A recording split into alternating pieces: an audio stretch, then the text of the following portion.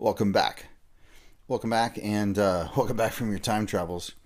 Now, for some of you, that may have been a little disorienting. For some of you, that may have been pretty weird. For some of you, it may have gone smooth as butter and very easy. What I will say is, no matter how one for you, it will become easier and easier over time. So, if you need to re-listen to those, first of all, I recommend that you do. For any negative emotion in your past, any negative emotional gestalt, in other words, the broad clearing, anger, fear, guilt, shame, sadness, like that. In addition, after you've done that, after you've gone through your personal list, then you can go ahead and check in on events that were particularly impactful for you that you remember, but it's more valuable and more useful for you and more efficient and effective if you actually go ahead and do the gestalts and go back to the earliest event where those emotions were born. Now, there might be some particular issue or some particularly impactful event, like I said, and that's fine. And you want to go ahead and, like I said, do the major emotional gestalts first, and then you can go ahead and check in on those specific life events that had some negative impact on you, shaped your view of the world or yourself or relationships or the opposite gender or, whatever, money, life in general. So go ahead and check those out afterwards. And you may find, many find, that once you've cleared out those major emotional gestalts of anger, fear, guilt, shame, sadness, that a lot of those other events they've already lost their charge. They've already lost a lot of their oomph, a lot of their attraction to your unconscious mind, because your unconscious mind often goes back to those events because you still have something to learn or gain from those. And you've done that often at the unconscious level once you go through this process of timeline therapy. Now, there's several other ways you can use this, by the way, several ways you can use it. One of them, of course, is what we're going to get into in a minute, which is creating your future with it. But also, in addition to that, you can use it for specific traumatic events. You can use it for limiting beliefs. Because there was an age at which you formed that belief. There was some impactful event where you created that limiting belief. And I'm going to leave that to you. We have enough to get through in this course, other than to say that you can do the exact same thing, except for the only shift in language would be simply, when did you form that belief, and go back to just prior to that event. It's floating safely above, way up in the air. And what resources did you need then to create some new belief? Often the opposing belief, but not always, but a more empowering belief. Something that's not so limited, but rather something that's expansive. So, with that now in our past, and of course you can return to those recordings on this page anytime you like. Now let's look to the future. How to use your timeline, your unconscious organization of time, the law of attraction, your reticular activator system, all those things to create your future. Now, before we get into this, there's an audio product I did around creating your future. It's called Outcome Inevitability. I may have already tasked you with listening to it. It's included in the course in the audio section, the additional resources section. Feel free to listen to that, download that. They're MP3s, so you can download it to your music player or whatever the case may be for you, whatever is most convenient for you. But let's talk about how to create your future.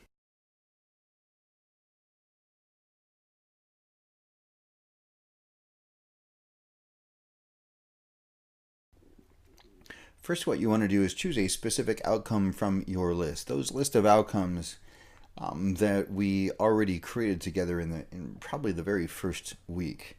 Now, you can also choose a sooner outcome if you like. That's fine as well. You can create a new one. And so let's review very quickly the conditions, the criteria, the well-formedness conditions for an outcome to increase the probabilities that it will become inevitable. And that is, of course, smart goals or smart outcomes. For whatever reason, I've never really liked the phrase goal, to be honest, or setting goals. I've always liked the word outcome. But whether it's goal for you or outcome for you, they're just slightly different. But let's go through those again. And if you've already got that list and you're not quite sure if that's appropriate, because part of this will be a test, you want a professional or financial goal really a month or two from now.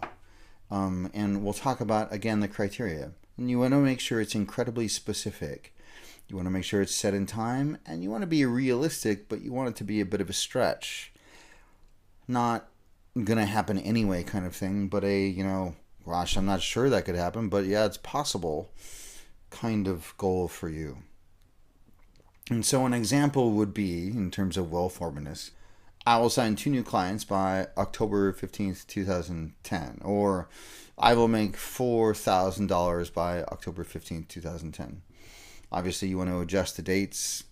It's even as I'm recording this, it's 2011. So whatever the case may be, but you want to make sure, as I said in the original goal setting screencast, that there's a day, a date, and a month and a year. And make it a specific number, and more importantly, a specific date. A date with a month, a day, and a year. And here's why. We're dealing with the unconscious mind, and it needs specificity. In 2 weeks is really in 2 weeks. And if you think about it, 2 weeks is always in 2 weeks. 2 weeks from now, it's sort of, it's like it's always right around the corner. And so often what people do is they make the error of not actually using a specific date. And once you use a specific date, then your unconscious mind organizes around that. So if you haven't got one already, go ahead and get one now. Choose an outcome from your list or create one. Okay, you got one? Pause the recording now if you don't. Go ahead and create one.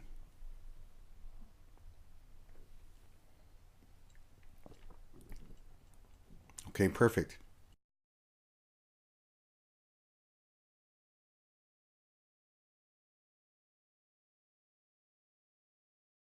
Let's talk about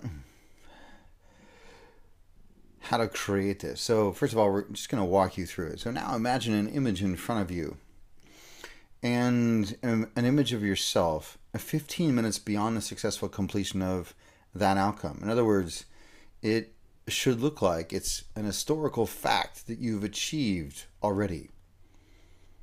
Now, sometimes this is very different for very different people.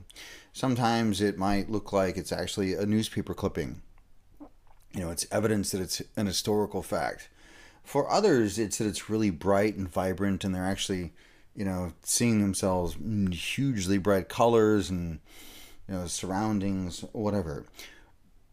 However it is for you is perfect, as long as that is a representation of you, an image of you. I like to think of really, almost like e-paper, or like a flexible, HD TV screen right in front of you, one that's very thin, paper thin, and you can construct this image in front of you. An image that is you 15 minutes beyond the successful completion of that goal or that outcome. An image that looks like it's actually just happened. It's just been completed. And so as you construct that image now, what do you notice about the qualities of that image? Is it color or is it black and white? Is it bright, dim, or normal brightness? Is the contrast, is it high, low, or normal? Is the color saturation rich, pale, or normal? Is it still, like a snapshot, or is it in full motion? Or is it jerky, like stop motion? Is it three-dimensional or two-dimensional? Is there a soundtrack? And is there a border around the image, or is it panoramic? Does it fade out at the edges? How is it for you? And just notice all of those as you look at that image of you 15 minutes beyond the successful completion of that event. You go ahead and memorize that. And are there any other notable qualities to the image? Anything that's, different than, quote, real life, end quote. And just notice those differences. Now, notice there are two knobs below the image. You probably didn't notice them before, but now you can see that there's two knobs down there, kind of like television knobs. And so go ahead and allow yourself to adjust those knobs to make that image even more compelling, almost like you're not quite, but almost being pulled into that image. It's just so attractive to you. It's so wonderful. Again, so attractive. And go ahead and reach out, again, allowing your unconscious mind to guide you to adjust the picture to make it even more compelling. Make whatever adjustments you need to be certain that it's even more of a certainty. Again, historical fact. This has just happened. And so, coming back to, go ahead and shake that off after you've memorized it. And as you come back, here's essentially the process. Here's what we do. Again, here's that timeline. And what we're going to do is we're going to set out that time. You've probably already noticed when you've worked with the timeline, you saw spots on the back of your timeline or sections or places or moments in time, beacons. We're going to, in a moment, float up and set out that time in the future, 15 minutes beyond the successful completion of that event. And then what we're going to do is we're going to float up in the air just after that event has completed. And we're going to add that image that you just created. And then we're going to let it slip down into the timeline, becoming part of your future reality.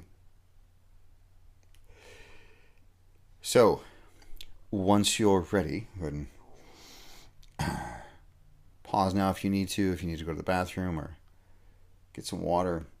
This is a fairly brief exercise, though. Take us at most 5 minutes. And when you're ready, begin the recording again. So pause now if you need to. Great. So, let's go ahead and close your eyes if they're not already closed. And allow me to guide you. So go ahead and float way up in the air, way above the present, above your timeline. And as you float above the present now, in a safe distance, in that same safe, comfortable chair that you were floating in before, you can notice that whatever date you set for that outcome, you can notice there's a spot on your timeline beneath you and in front of you where it's that date in time, isn't it? Can't you? Of course you can. You can see that down there now. Maybe it's a beacon of light, or maybe it's like a flagpole, or maybe it's simply a spot on the timeline, a bump, a hump. Who knows? Maybe it's a slot in the timeline beneath you and in front of you.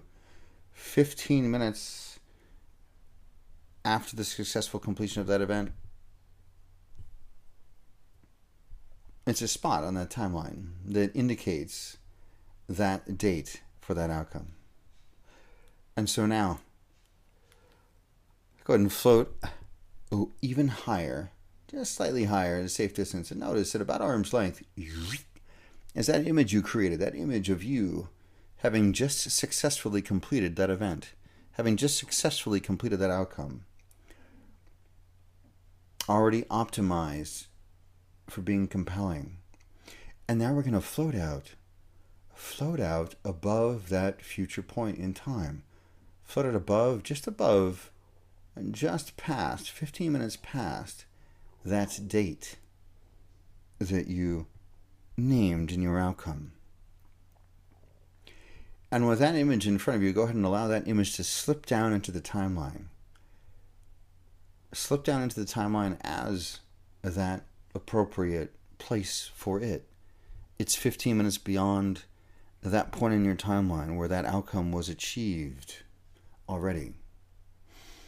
And as it flutters down and slides right into where it belongs.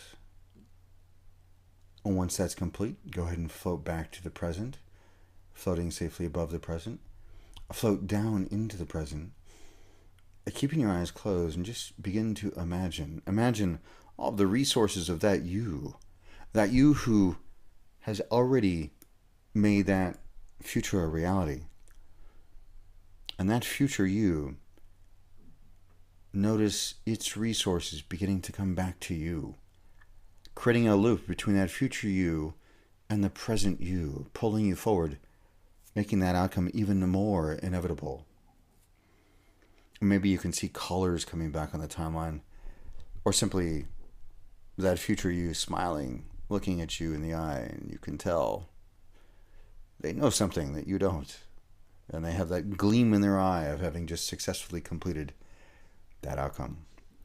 And go ahead and breathe in all of their resources. And go ahead and breathe out anything that's